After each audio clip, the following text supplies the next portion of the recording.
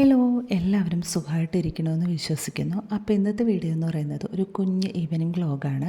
ഒരുപാട് ദിവസമായി ലോങ് വീഡിയോസൊക്കെ ഇട്ടിട്ട് അപ്പോൾ വിചാരിച്ചു ഒരു ഈവനിങ് വ്ളോഗ് കാണിക്കുന്നത്. ഇത് ശനിയാഴ്ച എടുത്ത വീഡിയോ ആണ്.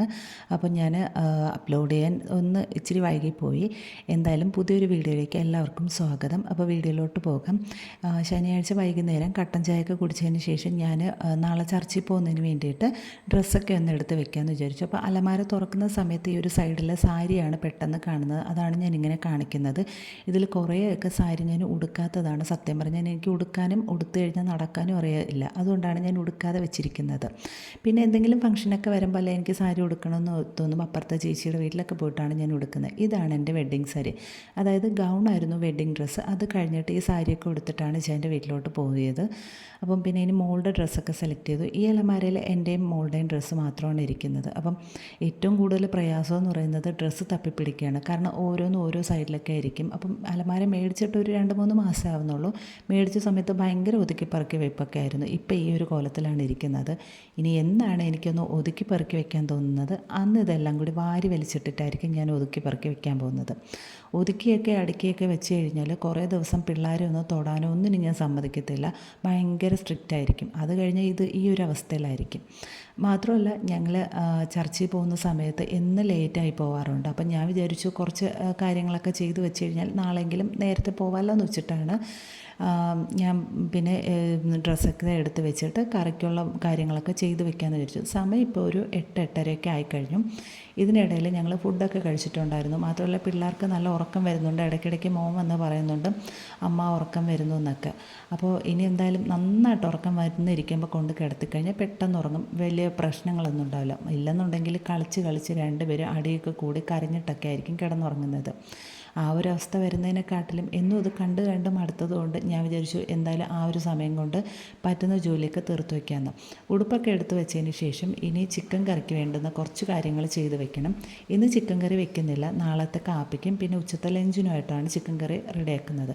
അപ്പം ഞാൻ കുറച്ച് സവാളയും തക്കാളിയൊക്കെ വഴറ്റിയിട്ട് അതിലോട്ട് ചേർത്തിട്ട് ഇഞ്ചി, പച്ചമുളക്, കുരുമുളക്, പെരുംജീരകം, വെളുത്തുള്ളി, കറിവേപ്പില ഇത്രയും കൂടെ പെരുംജീരകം ഇതെല്ലാം ചേർത്തിട്ടൊന്ന് ചതച്ചെടുത്ത് അതിൽ ചേർക്കും. പിന്നെ പൊടികളും ഒക്കെ ചേർത്തിട്ട് മുഴുവൻ മല്ലിയും മുളകും ആണെന്നുണ്ടെങ്കിൽ അതിനെ വറുത്ത് പൊടിച്ച് ചേർക്കും. ഇല്ലയെന്നുണ്ടെങ്കിൽ പൊടികളായിട്ട് തന്നെ വറുത്ത് ചേർക്കും. ഇതെല്ലാം ചേർത്തൊന്ന് വിരകി യോജിപ്പിച്ച് ഫ്രിഡ്ജിൽ വെച്ചിട്ട് നാളെ എടുത്ത് കറി വയ്ക്കാമെന്നാണ് ഇരിക്കുന്നത്. അപ്പോൾ കുറച്ചുകൂടെ എളുപ്പമാവുമല്ലോ എന്ന് വെച്ചിട്ടാണ് ചെയ്യുന്നത്. അപ്പോൾ ഇപ്രാവശ്യം ചിക്കൻ മേടിച്ചപ്പോൾ 2 ലെഗ് പീസ് ഇങ്ങനെ മുഴുവനായിട്ട് കിട്ടിയിട്ടുണ്ട്. സാധാരണ ഇങ്ങനെ കിട്ടാറില്ല. നന്നായിട്ട് കൊത്തി നുറുക്കിയായിരിക്കും ഇടുന്നത്. അപ്പം ഞാൻ ആവശ്യമുള്ള ചിക്കൻ എടുത്തു, അതിലെല്ലാം ചേർത്ത് ഒന്ന് വിരകി യോജിപ്പിച്ച് തൈര് ഉപ്പൊക്കെ ചേർത്തിട്ട് എല്ലാം ചേർത്ത് നന്നായിട്ടൊന്ന് വിരകി യോജിപ്പിച്ച് വെക്കുകയാണ്. അപ്പോൾ ആദ്യം സ്പൂൺ കൊണ്ടാണ് ഒന്ന് വിരകി പിടിപ്പിച്ചത്. പക്ഷേ പറ്റുന്നില്ല, സ്പൂണ് വളഞ്ഞു പോകുന്നുണ്ട്. അപ്പം കൈ കൊണ്ട് തന്നെ വിരകി യോജിപ്പിച്ചു. കാരണം എനിക്കിങ്ങനെ ഈ മുളക് പൊടി അല്ലെങ്കിൽ മുളക് ഇങ്ങനെ അരിയുകയൊക്കെ ചെയ്യുമ്പോഴത്തേക്ക് അതിങ്ങനെ കൈ കൊണ്ടിട്ട് നല്ല നീറ്റലും പോച്ചിലും ഉണ്ടാവും. ഇന്നിനി എന്താണെന്നറിയില്ല. അപ്പം ഞാൻ എല്ലാം കൂടി ഒന്ന് വിരകി യോജിപ്പിച്ച് ഫ്രിഡ്ജിലോട്ട് വെക്കുകയാണ്. അത് കഴിഞ്ഞിട്ട് കുറച്ച് പാത്രങ്ങളുണ്ട്, അതും കൂടെ ഒന്ന് കഴുകി വെച്ച് കഴിഞ്ഞാൽ അടുക്കള ക്ലോസ് ചെയ്യും. ഇന്നത്തേക്കുള്ള പരിപാടികളെല്ലാം കഴിഞ്ഞു. അപ്പോൾ മുൻപ് മോള് സ്കൂളിൽ പഠിക്കാൻ പോയി തുടങ്ങിയ സമയത്ത് ഞാനും എല്ലാവരെയും പോലെ പച്ചക്കറിയൊക്കെ കട്ട് ചെയ്ത് വെക്കുമായിരുന്നു, തേങ്ങയൊക്കെ തിരികെ വെക്കുമായിരുന്നു. അപ്പോൾ ആ ഒരു രാവിലെ എളുപ്പമാകുമല്ലോ എന്ന് വെച്ചിട്ട് ചെയ്യുന്ന പരിപാടി എനിക്ക് തന്നെ പണിയാവാറുണ്ട്. രാത്രിയിലെല്ലാം ചെയ്ത് വച്ചല്ലോ എന്നുള്ള ഒരു അമിത ആവേശത്തിൽ കിടന്നങ്ങ് ഉറങ്ങിപ്പോവും.